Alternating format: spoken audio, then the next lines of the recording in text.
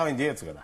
ఒకటి మేము నిన్న చేసిన సభలో ప్లే చేద్దాం. పీసీఆర్ మోత్కుపల్లి నరసింహులు ఏమన్నారంటే మల్లన్న ముఖ్యమంత్రి కావాలని ఉంది అని ఆయన మాట్లాడారు. పీసీఆర్ మీ దగ్గర ఉంటే ప్లే చేయగలరు. తర్వాత Revanth Reddy last CM, last OC CM అన్నారా రెడ్డి సీఎం అన్నారు.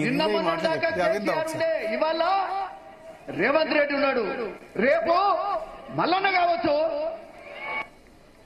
ఇవ్వగలిగిన వాళ్ళ మనమయ్య అంబేద్కర్ ఇచ్చినటువంటి ఓటు నిన్న మొన్నటి దాకా కేసీఆర్ ఉండే, ఇవాళ రేవంత్ రెడ్డి ఉన్నాడు, రేపు మల్లన్న కావచ్చు. మనమయ్య అంబేద్కర్ ఒక విషయం చెప్తా, తెలంగాణ ప్రజలకు ముఖ్యమంత్రి ఎవరు కావాలో ప్రజలు డిసైడ్ చేస్తారండి. మోత్కుపల్లి నరసింహులు గారు ఆయన మా నాయకుడు, మా ఆలేరుకు 6 సార్లు 5 సార్లు ఎమ్మెల్యేగా గెలిచినటువంటి వ్యక్తి.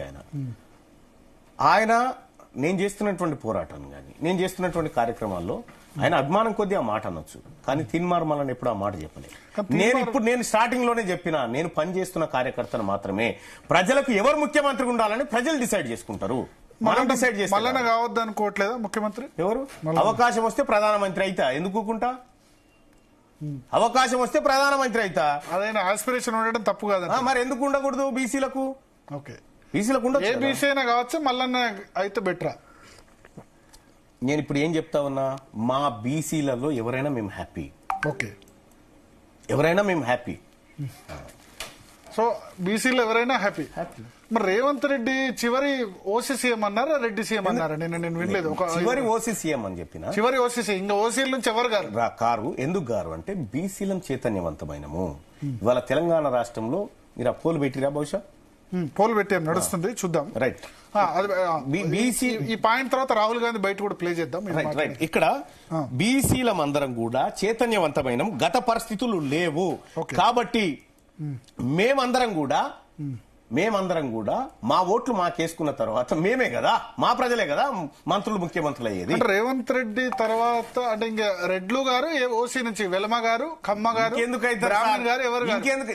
జయశంకర్ సారు తెలంగాణ ఉద్యమం సమయంలోనే చెప్పిండు, రాష్ట్రం వచ్చినాక మరో ఉద్యమం వస్తుంది, ఆ ఉద్యమం ఖచ్చితంగా ఈ నిమ్న వర్గాలదై ఉంటుందని ఆయన చెప్పిండు ఏనాడో. అదే జరుగుతుంది ఇవాళ జరుగుతుంది అదే. కానీ రేవంత్ రెడ్డి 10 ఏళ్ళు నేనే సీఎం అన్నారు. 20 ఏళ్ళు అనుకుని తప్పేముంది? మా రేవంత్ రెడ్డి గారు ఆడికి పోయి ప్రధానమంత్రి కావాలి, లేకపోతే ఉప ప్రధాని కావాలని కోరుకుంటా ఉన్నాం. తప్పేందండి? మళ్ళీ కావాలి కదా. అంటే విషయం ఏం చెప్తా ఉన్నంటే, ఆయన కోరిక ఉన్నది, ఆయన కోరిక ఆయనకు ఉంటది, మా బీసీ ప్రజల కోరిక బీసీలకు ఉంటది. ఇప్పుడు నేనే ప్రధానమంత్రి నేనే ప్రధానమంత్రి నేనే ముఖ్యమంత్రి 10 ఏళ్ళు అంటే 10 ఏళ్ల పాటు బీసీల ముఖ్యమంత్రి కాలేరని చెప్పడమా? అది చెప్పడమా? అంతే కదా. ముఖ్యమంత్రిగా నేనే. బీసీ ప్రజలకు ఖచ్చితంగా మొత్తం ఎంటైర్ భారతదేశంలో బీసీ ముఖ్యమంత్రి గాని ఏకైక రాష్ట్రం కదండి తెలంగాణ. అవును, కర్ణాటకలో అయినారు, తమిళనాడులో అయినారు, ఎక్కడ కేరళలో అయినారు. ఒకే ఒక్క దళిత్ ముఖ్యమంత్రి అయినాడు కానీ బీసీ ముఖ్యమంత్రి కాలేదు. ఎవరు కారణం దీనికి? అంటే అప్పట్లో బీసీలలో ఉన్నటువంటి బీసీలకు అంత ఎడ్యుకేషన్ గా బయటికి రా. అప్పట్లో కాదు, మళ్ళీ ఇప్పుడు కూడా అదే ఉంది. ఇప్పుడు కూడా ఒకటి మొన్న నేను మొన్న మీరు అంటారు, ఇప్పుడు 43 మంది రెడ్డిలు ఎమ్మెల్యేలు గెలిచారు, బీసీలు ఓట్లు ఇస్తాను కదా. ఇప్పుడు మొన్న కాంగ్రెస్ పార్టీ నుంచి ఎంతమంది బీసీలు బీసీలు బీఫామ్ ల కోటేసిరు. ఇప్పుడు బీఫామ్ లు వర్సెస్ బీసీల మధ్య యుద్ధం జరుగుతా ఉంది. ఇంత డ్రాస్టిక్ చేంజ్ ఎట్లా వస్తుంది? 100% వచ్చి తీరుతుంది. మీరు చూడండి, 4 సంవత్సరాలు చాలు మాకు బీసీలకు, 4 సంవత్సరాలు చాలు. కానీ బీసీ మూవ్మెంట్ చాలా వచ్చాయి. ఆర్ కృష్ణయ్య తీసుకొచ్చారు. ఆర్ కృష్ణయ్య గారు చేసినటువంటి పాపం పెద్దలు, ఆయన 30-40 సంవత్సరాల పాటు ఆయనే నిన్న సభలో చెప్పిండు, నేను స్కాలర్షిప్ల కోసం విద్యార్థుల చదువు కోసం కొట్లాడినా కానీ ఇటువంటి వాళ్ళకి రాలేదనేటువంటి మాట ఆయన చెప్పినాడు.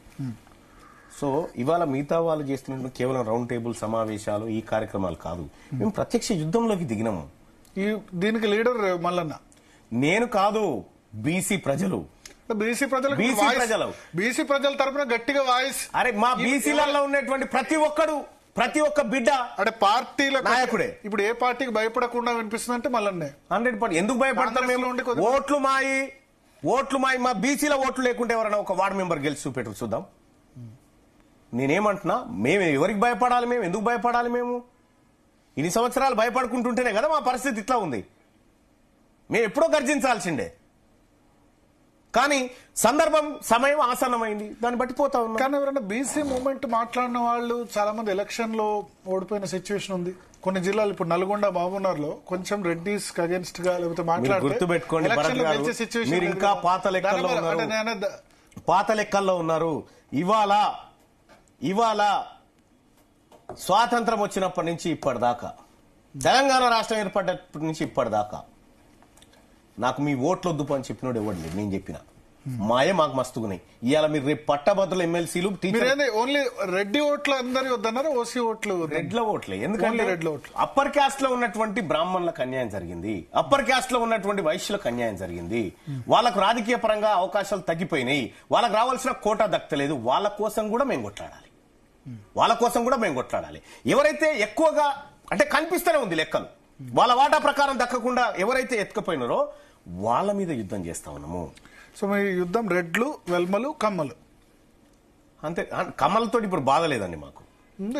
హైదరాబాద్ కమ్మలు కూడా ఏముంది, అది కొద్దిపాటే, అది పెద్దగా ఏమి ఇబ్బంది ఉండదు. కమ్మలతో ఏమి ఇబ్బంది, కమ్మలతో లేదు. రెడ్లు, వెల్మలతోనే యుద్ధం 100%.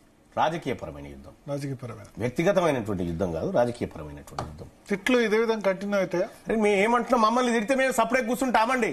మేము బీసీలో చేతులు కట్టుకొని కూర్చుంటామా? మమ్మల్ని చూస్తే ఈటుతో కొడితే పత్తర్తో కొడతాం, మేము ఎందుకు కూకుంటాం? కేసీఆర్ వేలో వెళ్తున్నట్టు కేసీఆర్ గారితో నాకు కంపేర్ ఎందుకు సార్? నేను మా ప్రజల ఆవేదన మాట్లాడుతున్నా, నేను మా ప్రజల బాధ మాట్లాడుతున్నా. ఆ బాధ మీకు నచ్చక మా మీద దాడులు చేస్తా, మా మీద ఇష్టం వచ్చినట్టు మాట్లాడుతా అంటే మేము కాము కూర్చుంటామా? మేము చేతులు కట్టేసుకొని కూర్చున్నాం. ఒకసారి రాహుల్ గాంధీ బయట చూద్దాం ఏమన్నా.